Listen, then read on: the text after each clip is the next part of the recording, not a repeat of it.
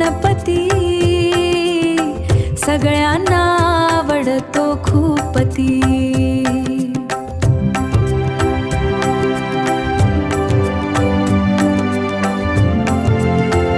आई म्हणे माझा राजा, हसतो बाप्पा गोजिरवाणा।